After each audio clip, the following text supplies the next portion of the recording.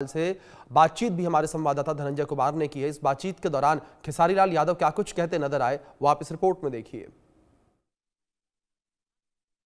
हम हैं अभी छपरा में 118 विधानसभा के आरजेडी प्रत्याशी खेसारी लाल यादव किसी परिचय के मोहताज नहीं है और आरजेडी ने इन्हें अपना यहाँ से प्रत्याशी बनाया है। हम खेसारी लाल यादव से जानेंगे कि जिस जमीन से उठ के आज इन्होंने इस मुकाम को हासिल किया है, इस मुकाम को पाने के लिए इन्होंने बहुत सारी कठिनाइयों को झेला है, बहुत सारे दुख और दर्द को झेला है। खेसारी लाल यादव जी, आप बताइए, सबसे पहले तो आपको हमारे चैनल पर स्वागत है।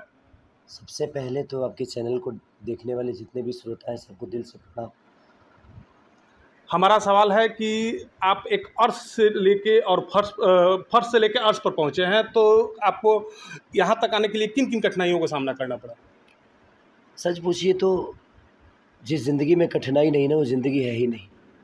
और मुझे लगता है कि अगर 20 बीमारी हो जाए तो इंसान ऐसे ही डॉक्टर बन जाता है, दवा का नाम याद हो जाता है, और वो ज़िंदगी है। जो बीमारी होती है वो ज़िंदगी जीने का तरीका होता है। जहाँ कांटे होते हैं ना वही बेहतर रास्ते बनते हैं, हमेशा आप देखिएगा। और जो रास्ते कांटे के होते हैं ना वो हमेशा इंसान को खुशनसीब बनाते हैं कि बहुत कम ऐसे लोगों को ऐसी अपॉर्चुनिटी मिलती है कि वो लड़के अपने आप को बड़ा करें। ये शोहरत, ये पैसे, ये दौलत मुझे इसलिए अच्छा लगता है ना कि मैं गरीब था। अगर मैं अमीर होता ना तो उस पैसे का भी कोई मोल नहीं था, उस गाड़ी का भी कोई मोल नहीं होता मेरे जीवन में, और ना ही किसी भी चीज़ की अहमियत होती मेरे जीवन में। अगर मैं गलत ना हूं तो आपने लोगों घर में नौकरी भी की है, नौकर का भी काम किया है, आपने लिट्टी भी बेचा है, आपने रेडी पटरी भी लगाया है, तो इस विषय में आपको क्या कहना है? वही तो है, तभी तो मैं अपने नौकर का दर्द समझ पाता हूँ।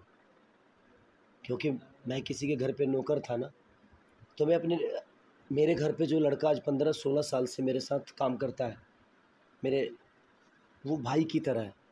और मैं किसी भी इंसान को अपने घर में कोई मुझे सर नहीं बोलता, हर आदमी भैया बोलता है। तो मुझे लगता है कि नहीं, मेरा अपना है। सर थोड़ा-सा दूर करता है मुझे वो।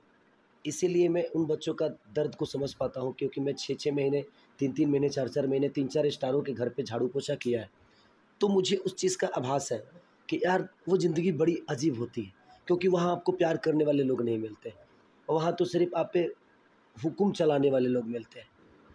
इसीलिए मैं किसी गरीब का दर्द समझ पाता हूँ कि नहीं यार, मैं गरीबी में रहा हूँ, लिट्टी चोखा बेचा हूँ, तो मुझे लिट्टी चोखा बेचने वालों का भी दर्द पता है कि यार कितनी कष्ट से वो सारी चीज़ें होती है। तो मुझे ज़मीनी की हकीकत और इंसान की हकीकत पता है, इसलिए शायद मैं बहुत नॉर्मल हूँ। खेसारी जी, हमारा है कहना है कि जिस तरह से राजनीति में आप आए हैं, तो राजनीति में आपने सोचा था कि इस तरह से आपकी एंट्री हो जाएगी, और राजनीति में आते के साथ आपके ऊपर कई तरह के कटाक्ष हुए, कई तरह के आपकी जो कला है उस कला को प्रदर्शित किया जा रहा है, पुराने वीडियो को नए रील में कन्वर्ट करके उसको उजागर किया जा रहा है, तो इस पर आप क्या कहना है? उस पर क्या कह सकते हैं, मेरे गाने की वजह से बिहार की स्थिति तो खराब हुई नहीं है। वो एक इंटरटेन का दुनिया है। सच पूछिए तो इंटरटेन अश्लील होता ही नहीं है। अगर वो अश्लील होता तो लोग उसको सुनते भी नहीं। अब उसके लिए विवाद कोई कर रहा है तो छोड़िए, जो लोग भी बोल रहे हैं कर रहे हैं। मैंने अपने जीवन को उस समय मुझे वही सही लग रहा था। जब रास्ते नहीं होते हैं ना सर, तो मंजिल के लिए कोई भी रास्ता चुनता है आदमी। इंसानी होना, गरीब था, मुझे जो दुनिया ने रास्ते बताए उस रास्ते पे चल पड़ा, और मंजिल अपने आप बनती गई। और शायद उसका नतीजा है कि मैं जीवन में आज हर वर्ग के लोग, क्योंकि मैं ज़िंदगी में कभी जाति पे बात ही नहीं की,